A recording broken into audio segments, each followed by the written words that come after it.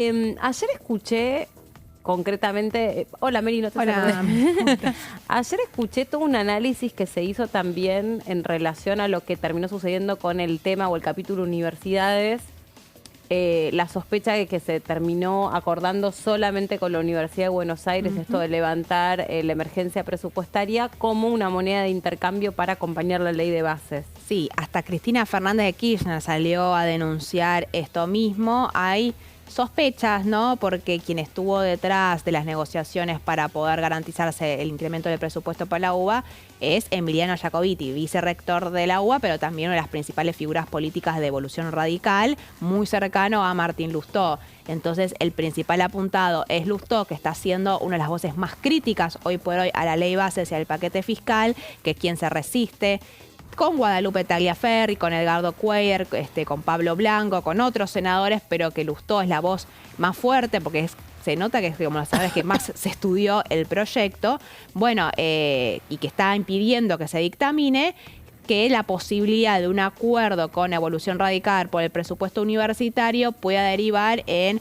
el voto de Lustó. Ahora, hoy por hoy, ayer no hubo dictamen y ya se conocía lo de la UBA, y lo que te dicen es que el fin de semana va a estar el Gobierno Nacional revisando lo que son todos los pedidos de modificación y que con suerte a finales de la semana que viene recién se dictamina. Con una aclaración, acá hay... el viernes va a ser, el 25 de mayo va a ser el pacto de mayo y se esperaba que estuviera la ley bases y el paquete fiscal. El corset temporal es casi un tiro al pie que se hizo el propio oficialismo, porque si lo pones a analizar, son dos proyectos de ley inmensos que recién comenzaron a debatirse la semana pasada y no es que se están dilatando los tiempos precisamente. Y eso es un enojo que tienen los propios senadores. La Libertad Avanza, que miran a Casa de Gobierno como estamos empezando a conversar. No puede ser que nosotros estemos negociando y empezando a recibir algunos de los pedidos de modificación y esté Guillermo Francos diciendo que ya el jueves el número está asegurado para dictaminar. Está re bueno eso que estás diciendo, porque de eso se trata, en definitiva, poner los acontecimientos en contexto, ¿no? Y ponerlos en relevancia. Vos decís, bueno, a ver, ¿qué es más importante? ¿Un pacto de mayo que tampoco sabemos qué trae ese pacto de mayo adentro, más allá de la cuestión, si querés, más cosmética, que la medalla, que el diploma, que la foto, que no sé qué? Porque también hemos visto, no hablo de este gobierno, hacia atrás, una mesa con Alberto Fernández, con Horacio Rodríguez Larreta, con Axel Kicillof, y uno decía, wow, estamos en las puertas del diálogo, qué democracia que tenemos, y duró lo que duró la discusión por la coparticipación, ¿no? Sí. Y en un minuto se voló, no iba a decir la mala palabra, y en un minuto se voló esa cuestión que vos decís, bueno, a ver, realmente los actores políticos, cualesquiera que sean, ¿están predispuestos a un diálogo? Ayer hablaba en una entrevista en otro lugar con Santoro, que es actualmente el presidente de la Comisión de Vivienda de acá de la Cámara de Diputados. Sí. Y decía, no hay otra posibilidad que no sea sentarse, hablar, dialogar, negociar. No es se privatiza todo, no se privatiza nada. No sirve el sistema de jubilación. Hay que ir para el otro lado, hay que privatizar el sistema de jubilación. No existe eso, no existe desde la perspectiva de Santoro, ¿no? Pero uno dice, pero, a ver, si siempre son los mismos, si siempre terminan pensando en sí mismos, si siempre se terminan levantando la mano para aumentarse primero el sueldo y después discutir los temas reales de la Argentina, ¿cuál es el margen para el diálogo? El diálogo real, que es lo que estás proponiendo vos con tu análisis. Es, ¿realmente se quieren sentar a charlar una ley de bases copada que resuelva en gran parte para dónde tiene que ir el país desde el punto de vista de la Libertad Avanza y los otros actores políticos? Porque resulta que hay un gobierno, pero que tiene que gobernar para todos los argentinos, y lo tiene que hacer a través del Congreso de la Nación, donde están representadas todas las fuerzas políticas. Entonces, está bueno eso que vos traes. ¿A quién se le ocurrió poner o calendarizar la ley de bases? Bueno, hay toda una discusión, porque lo que planteaban justamente esta semana en el Senado, por ejemplo, Lustó o Guadalupe Tagliaferri, que es una senadora del PRO que quiere corregir el proyecto, estamos hablando en algunos casos de regulaciones que van a regir por 30 años, como el caso del RIGI. O sea, el RIGI da facilidades, para inversiones de acá a 30 años. No es una ley que, no es una ley menor, es inmensa, como decía María al principio, y el gobierno claramente se autoencorsetó poniendo esta fecha como algo simbólico, cuando en realidad entre los gobernadores, por ejemplo, no hay mayor interés. Los gobernadores están empezando a gestionar, en tener el dinero que le corresponde por coparticipación, por giros, etcétera. Y el Pacto de Mayo es como algo más simbólico, ¿no? Acá estamos hablando de una ley que lleva su tiempo y el oficialismo se choca con la realidad numérica, que es lo que venimos viendo desde diciembre, ¿no? Esto que plantea Santoro no es una necesidad, es una obligación para el oficialismo negociar, porque es minoría en ambas cámaras y mucho más en el Senado, ¿no? Sí, y además porque hay problemas, digamos, muy estructurales que no le son propios a este gobierno. Entonces, antes de empezar a pasarse la pelota o revisar de quién es la deuda y por qué estamos donde estamos y cuántos pobres había antes y cuántos pobres había ahora, la realidad es que hoy, cuando te toca sentarte en el sillón a donde tenés que tomar y gestionar un país, tenés a más de la mitad pobre. Tenés mucho desempleo, tenés un logro macroeconómico que es la cuestión de la inflación, pero un costo que hasta el propio Fondo Monetario Internacional te está diciendo que es muy alto y que tengas cuidado con eso.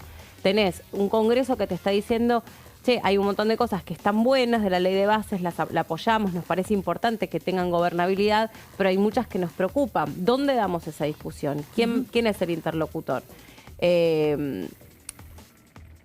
Pareciera, me da la sensación que se empantana con razón, no que se empantana porque hay una máquina de oponer, sino que se empantana porque son temas muy sensibles que afectan de una manera muy largoplacista nuestra vida, ¿no? Y se están dando todas las discusiones al mismo tiempo, que ese siempre fue uno de los mayores problemas de la ley bases y el paquete fiscal, entrando lógica de ley ómnibus, porque incluyen ahí adentro muchos proyectos de ley, ¿no? Porque el RIGI, o RIGI, como prefieran decirlo ustedes, es en sí un régimen de incentivo a las inversiones inmenso, que es un proyecto en sí mismo. Claro. La propuesta de las privatizaciones a las empresas públicas también es en sí un proyecto que afecta a largo plazo a la Argentina. Las facultades delegadas tal vez no se aprueban todos los años para todos los presidentes, pero una reforma laboral también son discusiones estructurales que requieren mucha discusión y que desde el gobierno nacional siempre han intentado acelerarlo lo más posible, también para evitar muchas veces leer la letra chica, que es lo que estamos viendo hoy en día en el Senado. Cuando se está dando la discusión en la Cámara de Diputados, el RIGI lo mencionaban 2 o 3 diputados, como, che, prestaron atención a que estos son beneficios fiscales increíbles para 30 años para todas las empresas extranjeras, pero que solamente van a beneficiar a las provincias mineras, no hay para otro tipo de industrias. Bueno, eso se empezó a discutir cuando llegó al Senado, porque tiene que ver con eso, son proyectos muy grandes que requieren un debate muy grande que va directamente en contra con los objetivos del oficialismo, que es aprobar lo más rápido posible. Y bueno, y siempre se dan de frente con la misma pared de los números, porque son minoría, pero también de debates grandes. Claro, del contenido, ¿no? Más allá de lo numérico. Caro, Sí. vos preparaste algo que tratamos de entender, que esto es como si fuese el juego de la oca, tirás el dado, avanzás en una cámara, después avanzás en la otra, cuando vuelve para diputados que uno, según escucha, es probablemente lo que termina ocurriendo. ¿Qué pasa? ¿Cómo vuelve y qué características va a tener eso? Me interesaba esto de poner un poco de docencia, ¿no? Dale. Para poner un poco blanco sobre negro, ¿qué es lo que pasa si, como todo indica que va a suceder, el proyecto de ley vuelve a la Cámara de Diputados? Y armé como preguntas y respuestas, ¿no? Para ir desasnando este tema, empezando por lo básico. ¿Qué pasa si el proyecto vuelve a diputados, no? Diputados fue la Cámara de Origen, ¿no? Hay Cámara de Origen y Cámara Revisora. Puede ser indistintamente diputados o Senado. El proyecto está ahora en el Senado en primera revisión y todo indica que va a volver a diputados en lo que se denomina la segunda revisión. Y acá diputados tiene estas dos opciones que están establecidas, como dice al final de la plaquita, en el artículo 81 de la Constitución Nacional. Una es aceptar los cambios que vengan del Senado y la otra es insistir con la versión original, o sea, la que se aprobó en diputados. Todavía obviamente no se sabe qué va a suceder porque no se sabe qué texto va a salir del Senado. Uno pregunta a diputados, pero todavía hay bastante desconcierto e incertidumbre sobre qué es lo que va a pasar, pero estas son las únicas dos opciones que tiene diputados. Vamos a ver la próxima placa. ¿Con qué mayoría se vota? Acá es importante porque si el Senado aprueba los cambios con mayoría simple, en diputados con mayoría simple pueden insistir en la versión original. Cuando decimos mayoría simple es la mitad más uno de los presentes, ¿no? Mitad más uno de los votos. Que en la Constitución se refieren como mayoría absoluta de los presentes. Pero, ¿qué pasa? Si el Senado aprueba con una mayoría agravada, o sea, ya no la mitad más uno de los presentes, sino 2/3 de los presentes, ahí diputados tiene la obligación de, si quiere insistir con su versión, también aplicar los 2/3. Por eso se dice que en el Senado, si la oposición quiere blindar algunos capítulos, la llave es votarlos con 2/3, que son 48 votos. Es difícil que suceda, pero puede llegar a ocurrir. Si eso sucede, diputados se va a ver en aprietos porque van a tener que conseguir también los 2/3 para insistir. Si no consiguen esos 2/3, va a quedar en definitiva la versión del Senado. Es la principal carta de negociación, ¿no? Exactamente. Claro, la amenaza con la posibilidad de conseguir 2/3, por ejemplo, para voltear el impuesto a las ganancias. Exacto. Si no se hace no se incluye un incremento del 22% para la zona patagónica, por ejemplo. O incluso el caso de Correo Argentino, para las privatizaciones, Correo Argentino y Aerolíneas Argentinas se está acercando también a esos 2/3. Entonces tiene que ver con esa carta de negociación que tienen fundamentalmente los patagónicos para decir, si el gobierno no incluye algunas modificaciones que pedimos, estamos cerca de tener el número para que les resulte imposible poder cambiarlo después en la Cámara de Diputados. Exactamente. Caso privatizaciones me parece clave porque esta semana se escuchó mucho caso Aerolíneas y caso Correo. También no se habla mucho, pero es importante decir los medios públicos, ¿no? En el día de ayer hubo gremios que presentaron ante los senadores un petitorio para que tampoco se privaticen, en este caso RTA, o sea, Radio y Televisión Argentina, y contenidos públicos que también forman parte del listado. Vamos a la próxima placa y lo que decía antes, si el Senado introduce cambios con 2/3 de los votos y en diputados no se consigue esa mayoría, porque en diputados es más difícil, queda aprobado el texto con las modificaciones del Senado y acá está justamente lo que explicaba María, ¿no? El desafío ahí de la oposición en la Cámara Alta es justamente conseguir esos, 48 votos y están todos presentes, ¿no? Vamos a otra pregunta y otra respuesta. Diputados, ¿puede aceptar algunos cambios y rechazar otros? Bueno, acá hay como bibliotecas divididas en realidad. Te digo que es un sí, pero. Sí, porque hay un acta firmada en el año 95. Esta es un acta que firmaron los presidentes de las cámaras en ese entonces, que eran Rucauf y Alberto Pierri. Es como un acta interpretativa del artículo 81 de la Constitución, porque lo que dice la Constitución es se puede aceptar o rechazar los cambios, pero no aclara si es en su totalidad o algunos sí y otros no.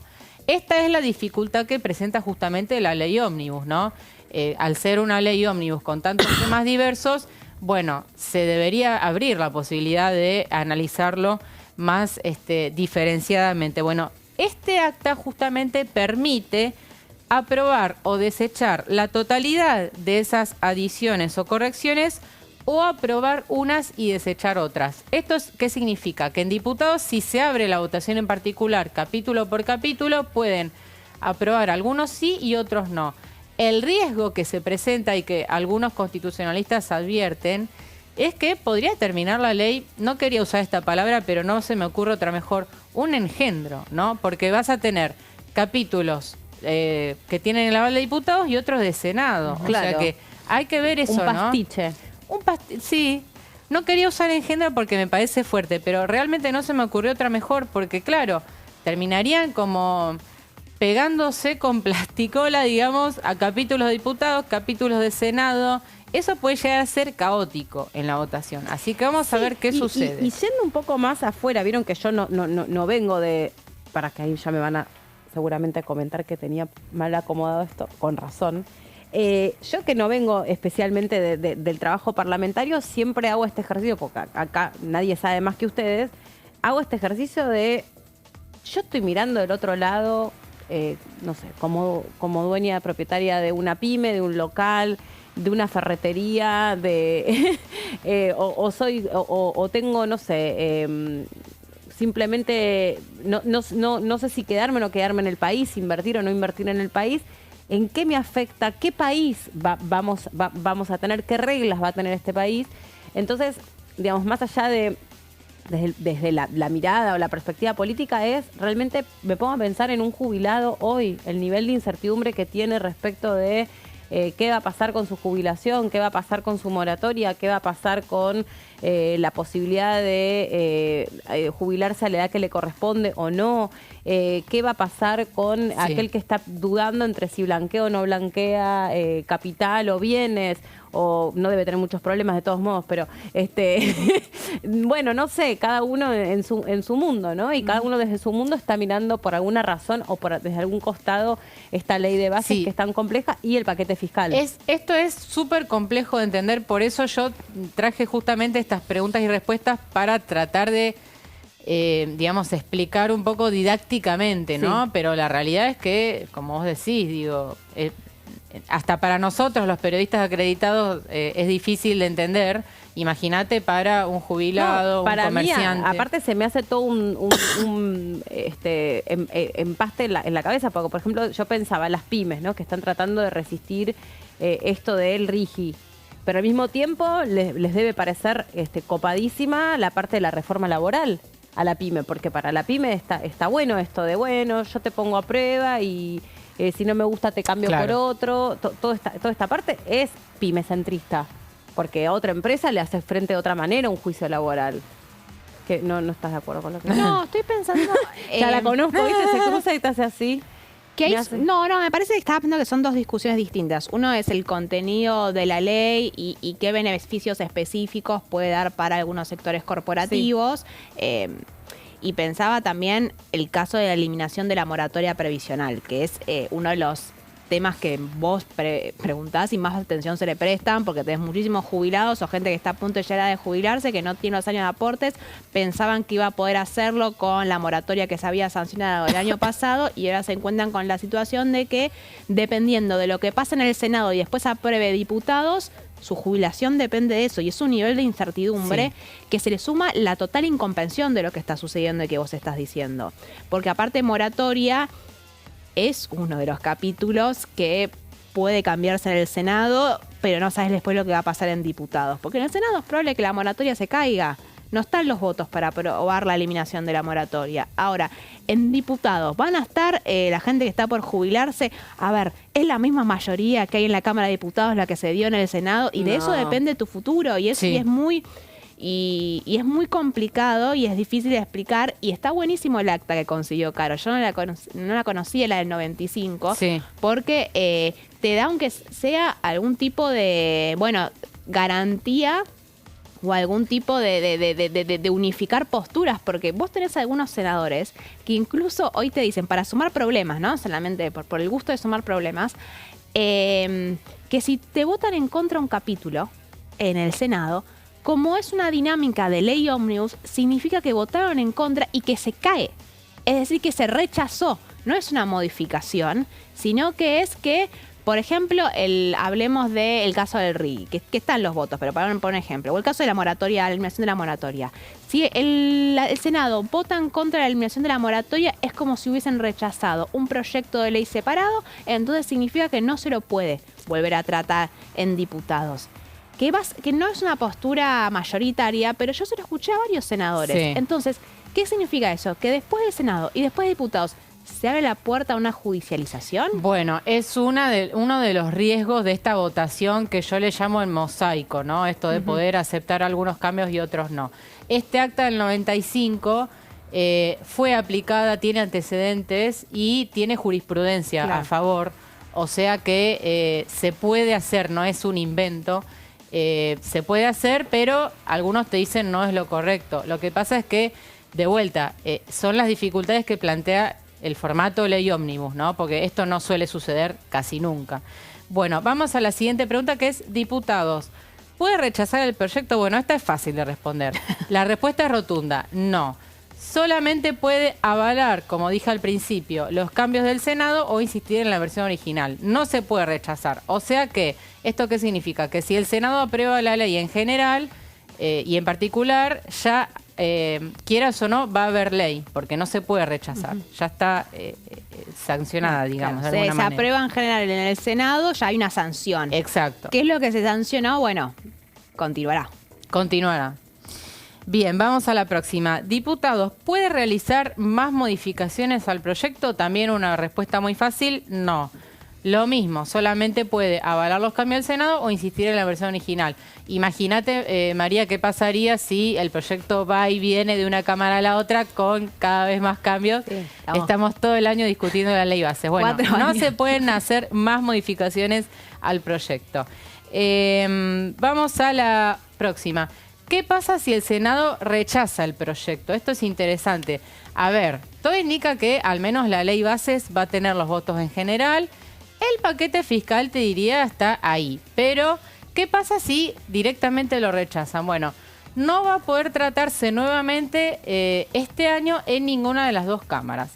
El antecedente más reciente es en el año 2018, cuando el Senado rechazó el proyecto de aborto legal. Esa vez se rechazó el proyecto y ese año ya no pudo volver a tratarse. Pasaron 2 años, pasó la renovación parlamentaria del 2019 y en 2020 se termina aprobando. Pero ya no se puede insistir en el mismo año. Cuando digo año, no digo año calendario, sino del 1 de marzo al 30 de noviembre. Ese año ya no se puede insistir porque sería un desgaste innecesario, ¿no? Insistir en un proyecto que ya fue rechazado si sabés que no tiene los votos es inútil, ¿no? Entonces ya no se puede volver a tratar. Y vamos a la última, que María ya lo venía planteando. ¿Qué pasa si el Senado rechaza un capítulo entero? Bueno, acá lo que me explicaban a mí, pero es una de las interpretaciones, no significa que todos tengan la misma, es que esto sería considerado como una modificación y en ese caso diputados debería votar, por ejemplo, si se rechaza el del tabaco, vamos a poner, ¿no? Sí. Diputados debería votar si acepta suprimir el capítulo del tabaco o insiste en mantenerlo como estaba. Esta es una de las interpretaciones. Vamos a ver qué sucede. Para mí, ¿cuál es la llave que tiene el oficialismo acá? Negociar todos los cambios en el dictamen. Porque vos llegas con un dictamen al recinto y ahí no corres el riesgo de que se te caigan capítulos en la votación en particular. Todo esto va a depender de la capacidad de negociación de la Libertad Avanza en el Senado, pero facilitaría muchísimo el tema de no enfrentar peligros en la votación en el recinto. Pero más o menos, Meli, estas son las preguntas y respuestas. Vamos a seguir hablando de este tema porque la discusión sigue y seguramente va a haber más interpretaciones reglamentarias, pero más o menos para saldar algunas dudas que siempre hay sobre el tema, estas son algunas de las respuestas. Ahora, tenemos 1 minuto para ir a la pausa, así que apelo a su poder de síntesis. ¿El gobierno, frente a qué situación está con esta ley? Estoy pensando cómo responder de una palabra. O si no, en un ratito. Resignado. ¿Te Bien. gusta? Sí, coincido. El pacto de mayo no va a ser pacto de mayo, va a ser un acto, no se especula, no va a ser con gobernadores, sino que ahora ya se está hablando de un acto en Córdoba, pero de cara a la sociedad. Entonces ya sabe que no va a tener las 2 leyes sancionadas previo a esta imagen de respaldo de los gobernadores a Javier Milei. Entonces, bueno, esperará que se termine, porque, y con esto cierro, tiene que sancionarse también. Quiero decirte, más allá de no se llevaron con los tiempos, también todavía se está negociando para que se sancione. Unión por la Patria está trabajando en quitarle el quórum a la Libertad Avanza y si bien el número es muy favorecedor para el gobierno, bueno, tiene que sancionarse la ley primera y tiene que sancionarse una ley que el gobierno quiera y no sea una carnicería, como dicen algunos senadores de la Libertad Avanza, que deriven que quede solamente la mitad del proyecto de ley. Así que en esa estamos. Muy bien, chicas. Vamos a hacer una pausa, la primera, y en un ratito seguimos con más noticias acá en la pantalla de tele.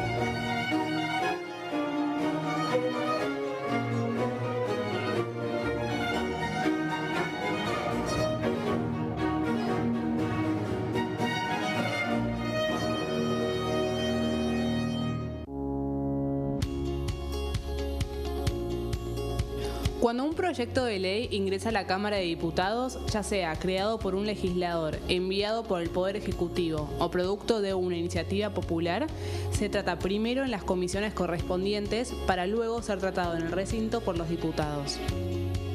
Las comisiones son el ámbito de análisis y debate sobre los proyectos de ley conformadas por legisladores de distintos bloques. Hay 23 comisiones especiales que tratan temas específicos como el atentado a la AMIA y 45 permanentes que tratan temas vigentes como educación y salud. Un diputado puede formar parte de varias comisiones. Cada comisión se compone de un presidente, un vicepresidente y de 3 a 5 secretarios. La duración de los miembros de las comisiones permanentes y especiales es de 2 años.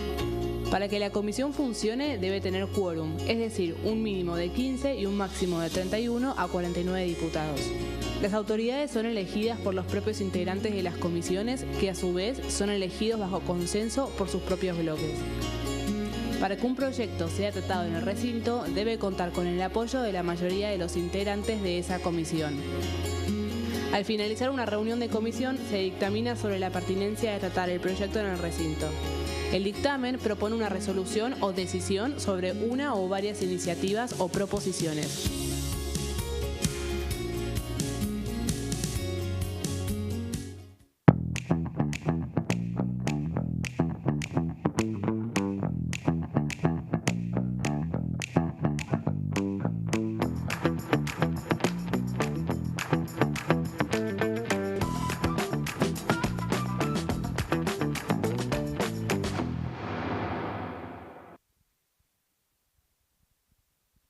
¿Cómo prevenir dengue, zika y chikungunya? Para prevenir estas enfermedades, evita que el mosquito te pique y no lo críes en tu casa. El mosquito que transmite dengue, zika y chikungunya se cría en recipientes que juntan agua en los hogares. Da vuelta o tapa los objetos que puedan acumular agua o eliminalos si no los usás. Limpia y cepilla frecuentemente desagües y libera canaletas de hojas y o tierra. Evita tener plantas en floreros o frascos con agua. Limpia y rellena con arena los portamacetas.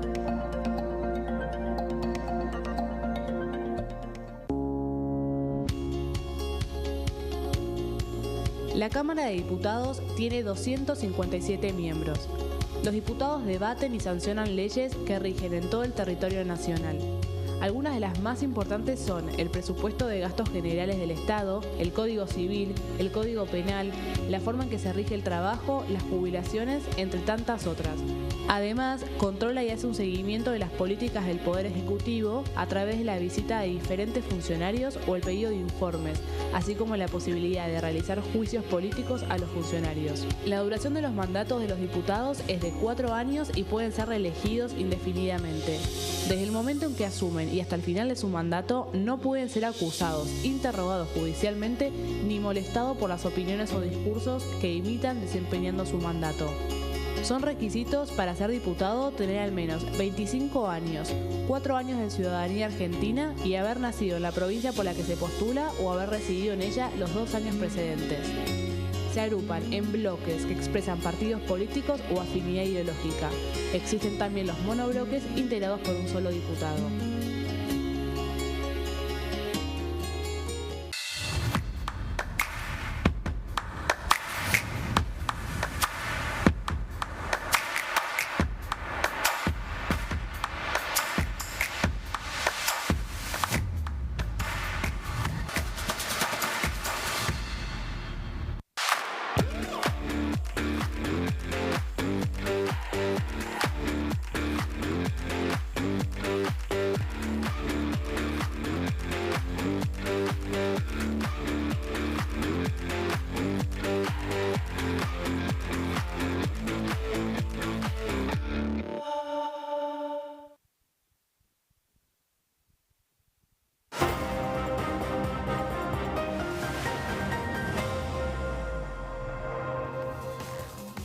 Estamos de regreso después de la pausa. Nos vamos a ir para la provincia de Tucumán para saludar a nuestra próxima invitada.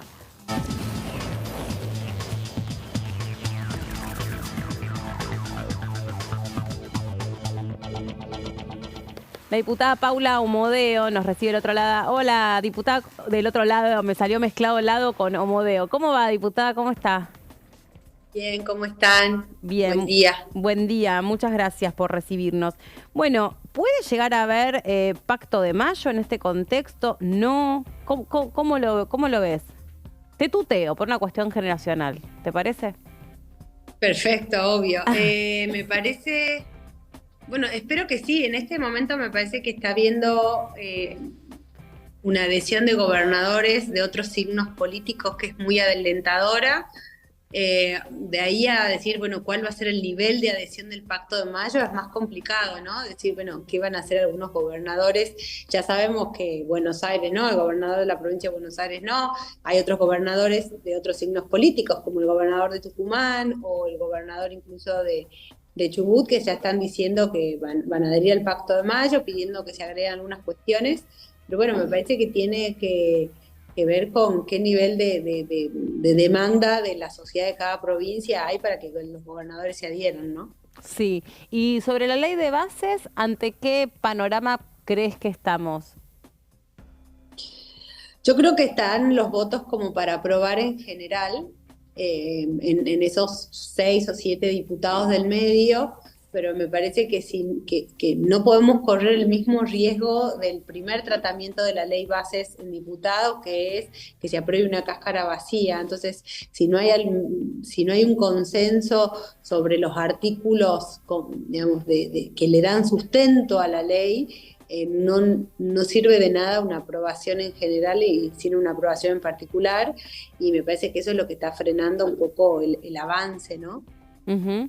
Y respecto de los otros proyectos por afuera de la ley de bases, ¿no? Esta semana se habló de la movilidad jubilatoria, las subcomisiones, me estoy refiriendo, el registro genético para delincuentes sexuales, no sé, digamos, hubo distintos temas. Bueno, la comisión que estuvo muy activa fue la de Relaciones Exteriores y Culto, también con distintas discusiones. ¿Por dónde crees que va a pasar un eje temático de una hipotética posible próxima sesión por afuera de la ley de bases? Mira, yo creo que no estoy viendo claro la próxima sesión o si va a haber una sesión pronto. Me parece que este es un año donde va a estar la agenda del Congreso va a estar un poco marcada por los temas que al Ejecutivo le parezcan más relevantes, ¿no? Si bien hay temas importantes que se están tratando, por ejemplo, lo que yo veo en cuestiones previsionales es que hay algunas buenas y no tan buenas intenciones en relación a sacar la ley, pero es un tema en donde vos no podés no tener en cuenta la restricción presupuestaria o la situación que te está marcando el Ejecutivo Nacional. Entonces, yo creo que hoy no están dadas las condiciones para una nueva sesión, no están dados los acuerdos, y me parece que esos acuerdos van a tener que ser necesariamente incentivados desde el Ejecutivo. Me parece que con la ley bases hay cuestiones que han quedado, entre la primera ley bases y la ley actual, hay muchos temas que han quedado en el camino que los tenemos que tratar necesariamente. El tema previsional yo no lo veo tan claro de que esté zanjada la cuestión o que haya los acuerdos necesarios como para que pase al recinto. No lo estoy viendo. Me parece que este año más que nunca va a depender mucho de la iniciativa legislativa del Poder Ejecutivo, ¿no? Sí. Te quiero preguntar, Paula, porque vos integrás la Comisión de Asuntos Constitucionales y ayer se dio un debate también interesante que tiene que ver con el registro de ADN o este registro genético que se pretende usar para identificar delincuentes sexuales. No sé si estás al tanto de ese proyecto, pero lo que te quería preguntar es justamente algo que está en relación a quiénes podrían integrar ese registro o en qué momento, en qué instancia de sus procesos judiciales lo pueden integrar. Mirá, yo creo que es un avance, o sea, cualquier cosa que sirva para pelear o tener acceso a la justicia de víctimas de delitos sexuales o contra la integridad sexual ya es un avance. Tenemos una deuda muy grande en esa materia. Me parece que es verdad, o la discusión que se tensa entre la intimidad y los derechos, digamos, de privacidad de cada una de las personas, pero en el momento en que vos ya tenés una imputación, es decir, sos una persona que está siendo investigada, y me parece que si vos sos un imputado es porque existen dudas suficientes o algún indicio que te señala a vos como imputado. Entonces, y está sujeto a una investigación, digamos, si sos un imputado ya hay una investigación que cursa, y en ese caso yo creo que una persona que es inocente no tendría ningún problema de alguna investigue. Entonces, Espera, ahí tenemos con un problema. Uy, qué locura lo que está pasando en la pantalla, un problema de conexión. Pero es buen punto también lo que decía recién la diputada Paula Omodeo. Si hay alguien que es inocente, lo charlo con ustedes, chicas, mientras la reconectamos a la diputada, ¿qué problema tendría en ponerse a disposición de una investigación? Los proyectos. Hay una discusión. Claro, lo contaba muy bien. No sé si está Vamos a esperar que se estabilice la señal. Bueno, porque que tenía que ver con el registro de datos genéticos y la posibilidad de acceder a esa información genética solamente estando imputado. Bueno, son datos muy sensibles que hacen a la propia identidad de las personas, y el hecho de que con mucha facilidad el Estado pueda requerirte esa información y quede ese registro para siempre, sin que haya una condena firme, Claro. está generando las alarmas de algunos organismos de derechos humanos en lo que hacen, de vuelta, es datos materiales genéticos muy sensibles que debería haber una justificación muy clara, porque no sabes después lo que va a pasar con esos datos genéticos. Paula, ahí te recuperamos. ¿Escuchaste acá lo que reflexionábamos en el piso sobre esto? a ver, sí escuché mientras en la última parte. A ver, creo que sí hay un punto en relación a cuál es la información que el Estado tiene de uno y cómo utiliza y hasta cuándo tiene. Entonces, me parece cuando una persona... Hay cuestiones que no están discutidas. Es decir, yo tengo una persona condenada en un delito contra la identidad sexual, la afectación jurídico o al orden público es tal, hay tal agresión al orden público, porque creemos que es uno de los delitos más graves, y esto sin ningún tipo de valoración, analizando solamente las penas del Código Penal.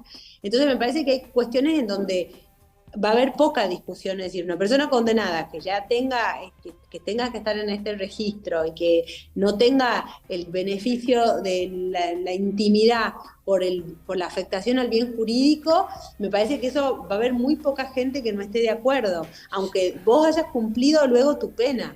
La violación al bien jurídico, al orden público y a la seguridad de la persona es tal que vos perdiste el beneficio de la intimidad porque vos sos un potencial agresor. Entonces eso me va en contra. Salvo que todos somos inocentes hasta que se demuestre lo contrario, y ahí es donde puede generar una tensión, porque alguien te puede decir, yo estoy siendo investigado por un delito, y en mi calidad de investigado o investigada, bueno, soy inocente, estoy sospechada en todo caso. Que es un tema, ¿sabés qué, Paula? Es muy interesante porque lo pensaba justo en relación, hablando de delitos contra la integridad sexual. Este Congreso ha debatido mucho acerca de si son prescriptibles, no son prescriptibles, o sea, qué es lo que pasa y qué daño genera. Por ejemplo, el otro día, sentado en la mesa de, mirá lo que te traigo, de Mirta Legrand, Jay Mamón, dice, no, pues a mí la justicia me declaró inocente. La justicia no lo declaró inocente, la justicia interpretó que había pasado un determinado tiempo desde el cual se supone que él había cometido ese delito, que ese delito, entre comillas, había quedado viejo. Yo lo explico desde mi léxico periodístico. Ese delito había quedado viejo para ser juzgado hoy. Pero la justicia no dijo acerca de él si él fue o no fue un abusador de un menor de edad. Por eso es importante, por ejemplo, los juicios por la verdad, porque desde la perspectiva de la víctima hay un proceso que también tiene que ser saldado, aunque la justicia no dé una respuesta. Ahí tocaste varios temas, lo vi. A ver, la justicia no dijo que esta persona no cometió el delito. No lo dijo. Lo que dijo es que la causa estaba prescripta, que hay un periodo dentro del cual vos, que es el máximo de duración de la pena, en donde vos podés ser sancionado penalmente. Es verdad también que técnicamente cuando hay una absolución por prescripción, es lo contrario a una condena por culpa. Entonces, por eso él lo quiso asimilar a la inocencia, Claro. pero de ninguna manera la justicia dijo que esta persona no cometió el delito, es decir, que esta persona sea inocente. Eso es así desde el punto de vista técnico, y está bien que existe el instituto de la prescripción, pero es mejor todavía la ley que se mejoró para casos de delitos contra la integridad sexual, que dicen, miren, un menor de edad Exacto. no puede denunciar, entonces no le puedo hacer que empiece a correr la causa de la prescripción. ¿Qué pauta nos da con esa modificación legal de que no es la imprescriptibilidad de los delitos, sino que la prescripción empieza a correr desde que la persona lo puede denunciar, etcétera? Lo que dice es que hay una mayor injerencia de la potestad sancionatoria del Estado cuando entendemos que los bienes jurídicos protegidos merecen que el Estado tenga mayor injerencia por la lesión a la persona y a la sociedad. Sí. Entonces, esta idea es lo que te ayuda a que vos no necesitas, a lo que pueda existir unas barreras más bajas o mayor tolerancia a la injerencia del Estado sobre la privacidad, sobre la vida privada o el ámbito privado para investigar estos delitos. Entiendo. Entonces, te lo digo en general, el juez de instrucción tiene facultades de levantar determinados secretos, por ejemplo, los secretos sumarios, en el marco de una investigación penal, cuando está debidamente fundado. Entonces, si hay sospecha debidamente fundada, esa persona podría, o se podría acceder a la base de datos genéticos para poder investigar. Lo que nosotros tenemos que hacer es regular de una manera suficiente, donde para que el juez de instrucción acceda a la información genética, que esté debidamente fundada, como está debidamente fundada cuando yo te pido que me levantes el secreto sumario o el secreto postal. O sea, ya existen mecanismos en el Código Penal para decir, bueno, mirá, te pueden levantar determinados secretos cuando vos estás sujeto a una investigación. Esto es parte del proceso penal. Entonces, que dentro del proceso penal el fiscal o el juez de instrucción pueda acceder a determinados datos o a determinada información del banco de datos genéticos cuando es debidamente fundado, me parece que no cambia la lógica actual de la instrucción penal. Entonces, me parece que si el funcionario, que yo le digo, usted va a poder dar determinada información en determinados casos, cuando la justicia sí lo requiera, no contradice la lógica general del proceso penal, en donde se puede levantar el secreto bancario, el secreto postal o inclusive determinada información personal si la hubiera. Entonces, me parece que hay que confiar en el proceso penal y darnos cuenta que el bien jurídico protegido acá realmente es la integridad sexual de las personas y de la sociedad en su conjunto. Entonces hay que bajar un poquito también la exigencia. Claro. Porque el bien jurídico protegido lo amerita. Por eso hemos podido hacer la ley que hace, entre comillas, imprescriptible o que cambia la lógica de la prescripción en los delitos sexuales. Así que me parece que en ese sentido lo justifica la situación y no rompe la lógica de todo el sistema legal argentino, ¿no? Clarísimo, clarísimo y muy interesante y a la vez profundo, ¿no? Es para esto que sirve a su vez el trabajo en comisiones para discutir con distintas voces, actoras, los alcances que puede tener un proyecto de ley. Gracias, diputada, un placer charlar con vos. Gracias. Muchas gracias a ustedes. Chao, buen día. La diputada Paula Omodeo de Tucumán, del partido Creo. Wow, interesante, fue como muy, muy, muy profundo el tema. eso que decís vos también, Mary, la protección a los datos personales.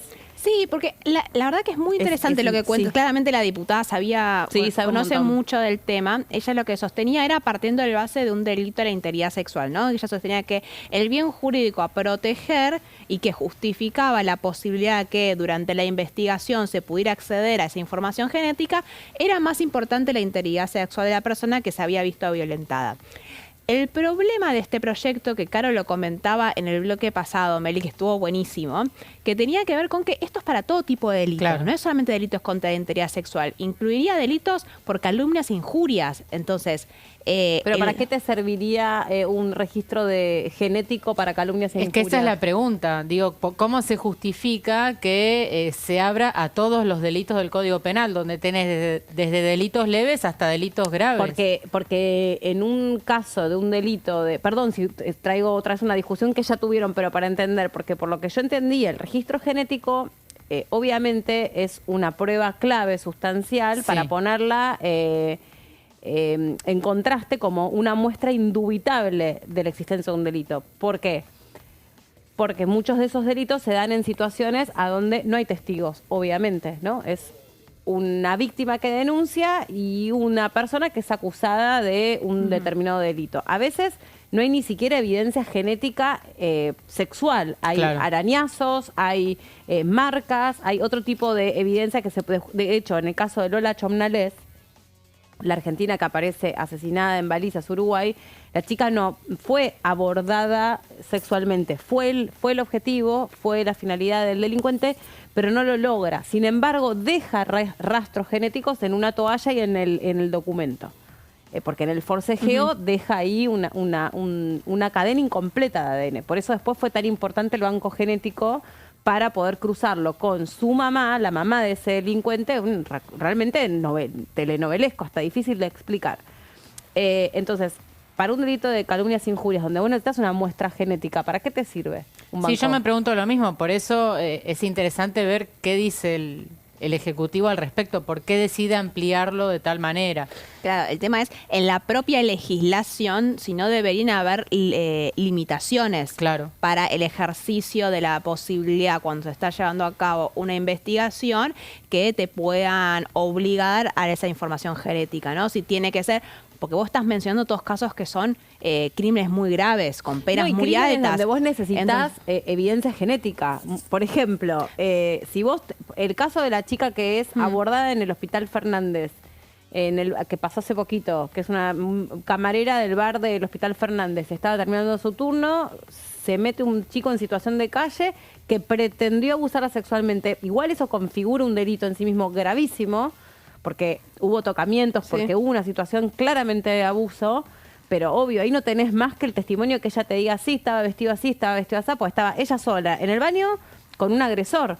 No tenés, no es que le sacaron sangre, o sea, ahí alcanzó con su descripción física, pero a veces estos delitos se producen con el delincuente con el rostro cubierto, de noche. Sí, o que no les crean a las víctimas muchas veces. Sabemos que por O la no les crean a propia las víctimas. dinámica de los juicios, este es un Violencias caso muy... intrafamiliares. Pero sabemos que en muchos juicios muchas veces no se le queda la voz de las víctimas, entonces tener con el respaldo de otro tipo de pruebas que no sea solamente el testimonio de las víctimas ayuda.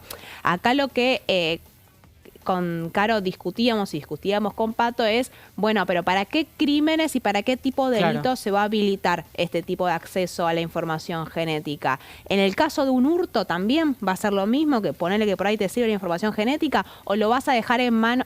El tema es la arbitrariedad de o el juez o la jueza o la autoridad que decida poder acceder a esa información, porque si vos partís de la base de que para cualquier tipo de delito se puede acceder a esa información y puede forzar a la persona a que la habilite, bueno, puede darse cualquier situación, no es solamente para casos graves.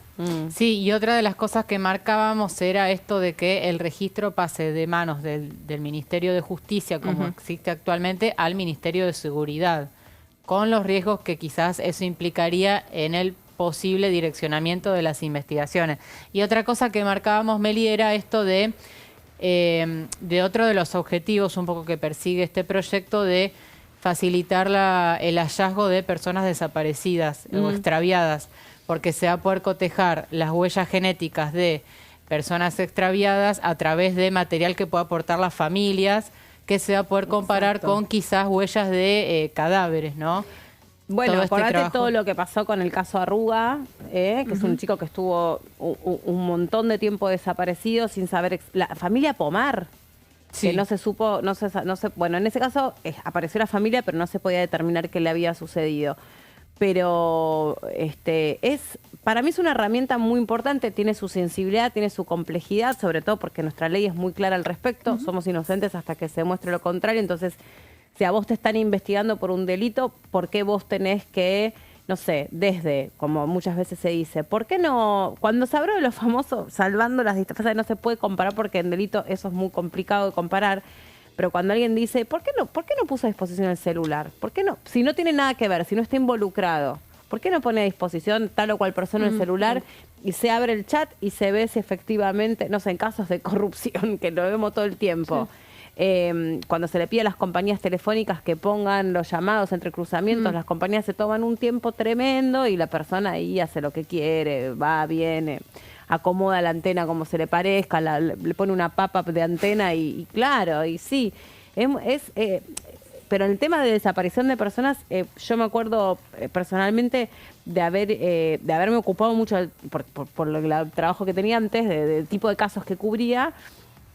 Y muchas veces los familiares no tienen por dónde empezar a buscar dónde y qué le pudo haber pasado a su ser querido.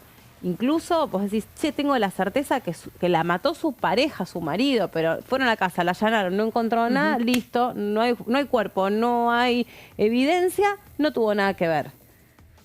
¿Qué pasaría si, no sé, esa persona se somete a determinados exámenes, pero está este dilema que estás investigado, no sos culpable? Sí. No, y sumar también el plano simbólico. La Argentina tiene vinculado ahora sí el Banco Nacional de Datos Genéticos, pero todos los procesos científicos asociados a el propio material genético, encontrar a los nietos apropiados, y que fue precisamente debido a estas facilidades. Identificar a los soldados de Malvinas. Identificar a los soldados de Malvinas. Entonces, es como herramienta... Puede ser fantástica para un montón de casos, no solamente para crímenes, sino también para encontrar a personas que estaban desaparecidas y encontrar a los nietos. O que eran familiares sin saberlo. Pero bueno, tiene que ver con cómo se regula y cómo se organiza personas. O excluir o comprobar la inocencia de las personas. También. Pero bueno, tiene que ver con cómo la forma del proyecto final para evitar que puedan darse lugar a arbitrariedades, que se pueda utilizar para fines no tan honestos, tal vez. Sí. Chicas, otra pausa. Y ustedes ya está, se van, sí, nos despedimos su fin de semana. Así que bueno, que la pasen bonito. Gracias, Mel, igualmente. Nosotros nos reencontramos después de la pausa. Ya venimos.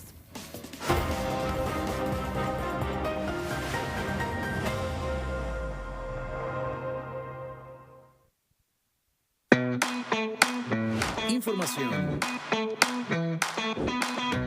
actualidad, noticias, inclusión,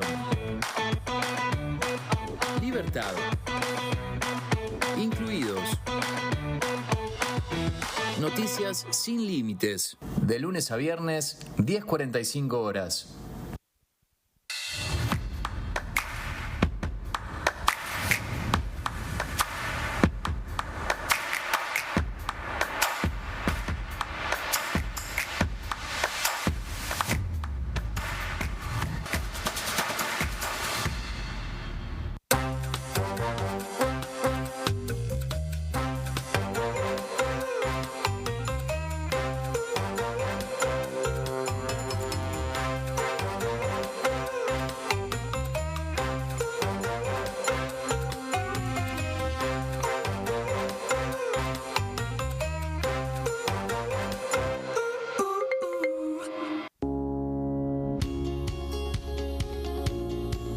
La Cámara de Diputados tiene 257 miembros.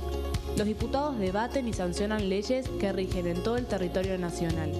Algunas de las más importantes son el presupuesto de gastos generales del Estado, el Código Civil, el Código Penal, la forma en que se rige el trabajo, las jubilaciones, entre tantas otras.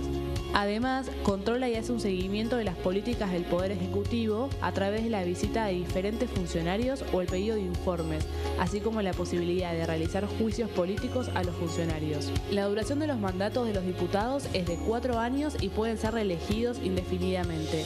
Desde el momento en que asumen y hasta el final de su mandato, no pueden ser acusados, interrogados judicialmente ni molestados por las opiniones o discursos que imitan desempeñando su mandato.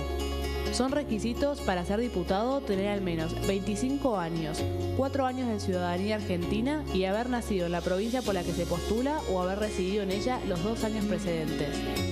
Se agrupan en bloques que expresan partidos políticos o afinidad ideológica. Existen también los monobloques integrados por un solo diputado.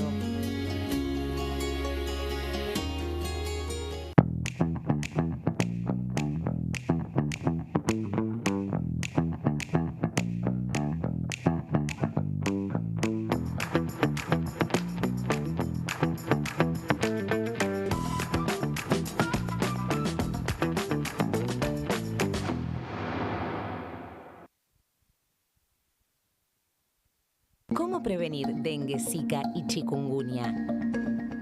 Para prevenir estas enfermedades, evita que el mosquito te pique y no lo críes en tu casa. El mosquito que transmite dengue, zika y chikungunya se cría en recipientes que juntan agua en los hogares.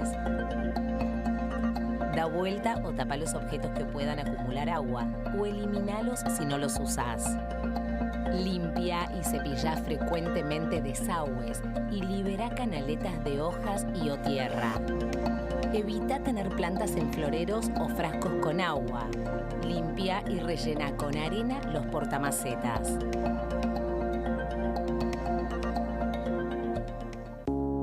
Las sesiones son el espacio donde los diputados debaten proyectos de ley para su aprobación, modificación o desaprobación. En una misma sesión se pueden tratar varios proyectos de ley. Desde el 1 de marzo, cuando el presidente las inaugura, se desarrolla el periodo de sesiones ordinarias. Entre el 1 de diciembre y el 28 de febrero se extiende el periodo de sesiones extraordinarias que solo pueden ser realizadas a pedido del presidente de la Nación. En el recinto, el bloque oficialista se dispone a la derecha del presidente de la Cámara, el bloque opositor mayoritario a la izquierda y en el centro los bloques con menos cantidad de integrantes. En el tratamiento, en general, los diputados tienen 7 minutos y los jefes de bloque entre 20 y 12 minutos conforme al número de legisladores que representen. La sesión es dirigida por el presidente de la Cámara de Diputados, que administra el uso de la palabra y las distintas instancias del funcionamiento. A la izquierda del presidente está el secretario administrativo, a la derecha el secretario parlamentario y debajo de él están los taquígrafos, que registran cada uno de los testimonios.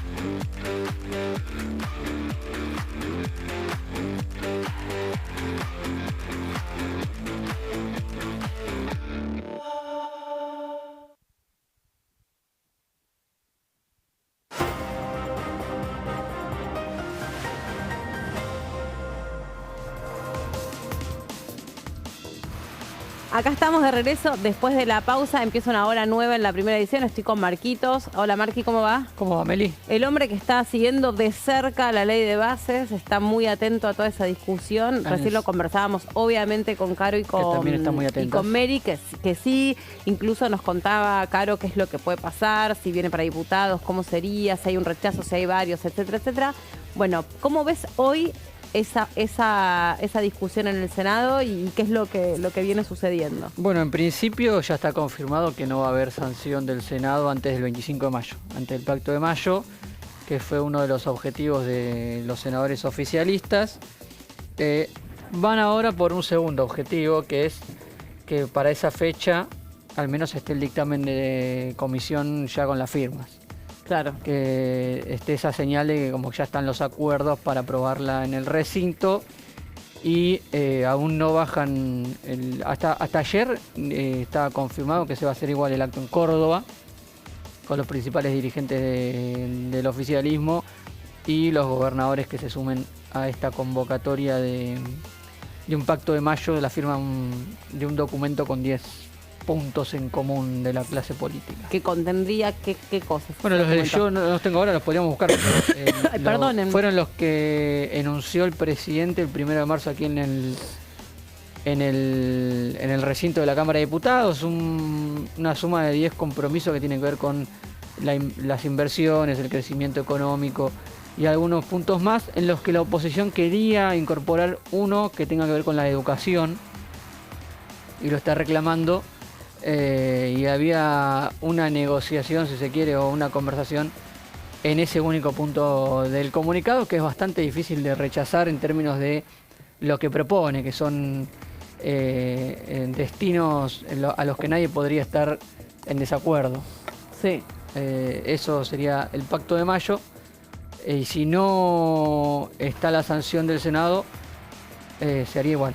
En principio es hasta ahora lo que sostiene el gobierno y los principales dirigentes nacionales. Guillermo Franco habló esta mañana y dijo que que lo que cambia es que puede estar el dictamen y no la sanción, pero el pacto va a tener el mismo sentido. Por Sí. ahora lo sostiene el gobierno. Sí. Bien. ¿Cómo andás, Gonza? Hola, Meli. ¿Todo bien? Bien, todo muy bien. Un gran saludo también para el querido Marcos. Bueno, hoy obviamente con el análisis de todo lo que está sucediendo y como siempre los viernes es un poco a modo de repaso de lo que ha pasado esta semana.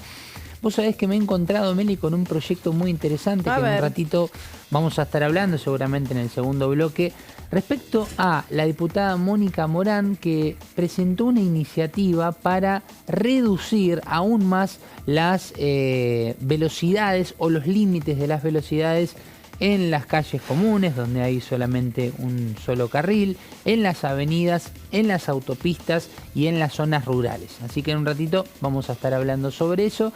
Y también ya tengo aquí por lo menos... O sea, hay temas por afuera de la ley de bases. Sí, claro, sí. A ver, siempre hay. Sí, siempre hay. sí. El tema es que después estos proyectos, estas iniciativas después tengan su lugar en la agenda de la Cámara de Diputados. Cuando hablamos de agenda, ¿qué hablamos? De las comisiones. Por lo general, cuando suelen tener un ratito como para discutir, para dialogar, son informativas, después se generan otro tipo de reuniones en donde ahí sí puede haber la firma de un dictamen y hasta que llegan al recinto puede pasar mucho tiempo. Inclusive puede perder estado parlamentario. No dejan de ser proyectos e iniciativas que hacen el foco justamente los diputados y me parece que está bien que nosotros también le demos entidad a estas iniciativas que, como dije, pueden tener su tratamiento o no en las comisiones. Claro. Bueno, hay muchos temas. Esta semana hubo distintas comisiones, distintas discusiones interesantes. Está todo el tema de jubilaciones. Sí. Ahí no sé finalmente qué es lo que va a pasar porque hubo 5 dictámenes, ¿no? Hubo 5 dictámenes, los de mayoría es lo que es el de Unión por la Patria y el que le sigue es el del acuerdo de los bloques dialoguistas. Hay una leve diferencia entre estos dos dictámenes, lo que permite conjeturar que si se llega a un acuerdo tienen probabilidades de imponerse en el recinto. Esto, según hablaba ayer con una alta fuente del oficialismo en la Cámara de Diputados, está cerca de lograrse. Entienden que es un escenario posible que haya un acuerdo entre Unión por la Patria y UCR, Hacemos Coalición Federal, porque en el grueso del proyecto están de acuerdo. En lo que tiene que ver con la cláusula de ajuste, con el monto de ajuste, con la recomposición de las jubilaciones, tienen mayormente acuerdos. Hay una diferencia con el destino del FGSE, del Fondo de Garantía de Sustentabilidad del ANSES y las deudas de las cajas provinciales. Ahí está la diferencia entre los dos dictámenes. Si vos mirás los dos dictámenes en un papel, son muy parecidos, el de Unión por la Patria y el de los bloques dialoguistas. Y eso de acá del recinto se dieron un tiempo, por eso convocaron hasta el 4 de junio. Si se llega a un acuerdo van a tener los votos sobrados para poder imponerse en el recinto. La Libertad Avanza, que no pudo ni siquiera firmar dictamen con el PRO. O sea, el PRO firmó un dictamen, la Libertad Avanza firmó otro dictamen. Está muy disperso el voto oficialista, si se quiere, en el recinto, y la oposición parece estar más en un mismo camino. Sí. Vamos a también recorrer otras temáticas, otras discusiones que hubo. Estuvo muy picante la Comisión de Relaciones Institucionales, Relaciones Exteriores, que se llevó una discusión que no estaba casi prevista, pero bueno, un poco por las personalidades de aquellos que lideran esa comisión. Se dieron intercambios y debates ahí fuertes en relación a Malvinas y también en relación a otras cuestiones. En su momento, la última discusión tuvo por objetivo escuchar los testimonios de los familiares de las personas argentinas secuestradas por Hamás. Sí. Y ahora, bueno, avanzaron con otro temario también interesante, porque este gobierno tiene una agenda internacional o de mirada de la política internacional muy determinada, ¿no? Y también enfocada en generar alianzas muy claras hacia algunos países y enemistades muy concretas con otros. Tenemos, mientras tanto, la palabra del diputado Capozzi, creo que se dice así, hablando sobre la trazabilidad de la pesca. A ver, lo escuchamos. He presentado un proyecto de ley sobre inmovilización de buques no identificados. Ah, muy bueno eso, muy bueno eso. Sí. ¿Cómo te banco? Sí. A ver, contame de qué se trata. Claro, a ver, partiendo de una premisa que es la preservación de la vida en el mar, nosotros en nuestro proyecto decimos que se debe identificar al buque e inmovilizarlo una vez agotadas todas las instancias que un protocolo exige, es decir, primero mandarle las señales, comunicaciones por radio, presencia física si pudiese haberla, para disuadir al no identificado, no solo el buque pesquero, porque acá el comercio ilegal, nosotros pensamos que nuestro gran depredador son el 75% de los buques que están justo en el límite de la milla 200, son chinos, pero no es así, y tampoco sabemos qué es lo que están traficando o por qué pretenden ingresar a nuestro territorio, a nuestra plataforma. Claro. Pero además, más que esta preocupación que tenemos, la Argentina o el argentino no está suficientemente informado o directamente no tiene la información sobre cuál es el trabajo que realiza Prefectura Nacional Marítima. Prefectura Nacional tiene, y acá sin falsas modestias, uno de los servicios más desarrollados del mundo gracias a nuestra tecnología satelital. Cuando el mes pasado hubo representantes de los guardacostas de Estados Unidos acá en Buenos Aires y fuera de las 200 millas, uno de estos guardacostas con los cuales se hicieron distintos tipos de ejercicios, pero sin ingresar, no hablemos de las 12 millas marítimas, que es la de soberanía, sino la de zona exclusiva económica, tampoco ingresaron ahí. A ellos les sorprendió que tuviésemos acá, en la calle Madero 235, concentrada toda la información. Hoy yo podía ver cómo se desplazaban más de 175 buques, justo en el límite de la milla 200. Esta infraestructura que nosotros tenemos sirve fundamentalmente para seguir no solo los buques, sino los cardúmenes. Es decir, cuando hablamos de estas especies que corren el peligro de extinción, un buque de prefectura o de la marina que fuera no es tan importante como este seguimiento satelital que a través de prefectura se le puede dar. Bien, ahí estaba la palabra del diputado Capozzi. Otro de los temas que está incluido en este paquete fiscal y en las discusiones que se están dando por estas horas en el Senado tiene que ver con el proyecto que presenta este gobierno para lograr el blanqueo de capitales o de bienes, ¿no? Las dos cosas. Sí. Vos, Marqui, tenías preparado material sobre esto. Sí, hablaste de que estuvieron mencionando con Caro, creo, el tema de las posibilidades que tiene hacia adelante el proyecto de ley bases y el paquete fiscal de volver a la Cámara de Diputados. Si vuelve, que es muy probable que ambos proyectos vuelvan, El blanqueo va a ser uno de los temas en los que diputados va a tener que sentarse y definir si confirma la media sanción original o se acepta los cambios que le haga el Senado, porque es uno de los puntos claves en donde se está discutiendo y en donde gran parte de la oposición no está dispuesta a acompañar si no hay modificaciones. En el blanqueo casi con seguridad va a haber modificaciones, va a volver a la Cámara de Diputados y va a tener que definir. Entonces, el oficialismo y los bloques dialoguistas si votan lo que votaron en primera instancia o si confirman lo que modificó el Senado. Puntualmente es un blanqueo que permite que activos hasta $100.000 no paguen ninguna alícuota, ingresen al país bajo ciertas condiciones y después ofrece tasas progresivas entre 5%, 10% y 15%, con también algunas excepciones en caso de que si mantenés ese capital en el país hasta 31 de diciembre de 2025 tampoco te imponen ninguna alícuota. Es decir, comprometés todo ese capital en el país o en alguna inversión o lo dejas en el país, tampoco te ponen ninguna alícuota. Vamos a los artículos que están siendo discutidos en el Senado y que probablemente tengan que tener también un debate aquí en el recinto de la Cámara de Diputados, en las comisiones primero y después en el recinto.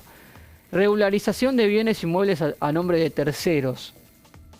Guadalupe Tagliaferri del PRO estuvo muy fuerte contra este artículo y fue sorpresivo porque se trata del bloque que está más cerca de La Libertad Avanza, el PRO, si bien es una senadora que viene del riñón de Horacio Rodríguez Larreta y está marcando sus diferencias internas dentro del bloque del Partido Amarillo, es cierto que sorprendió un poco su impugnación a algunos artículos, en este en particular.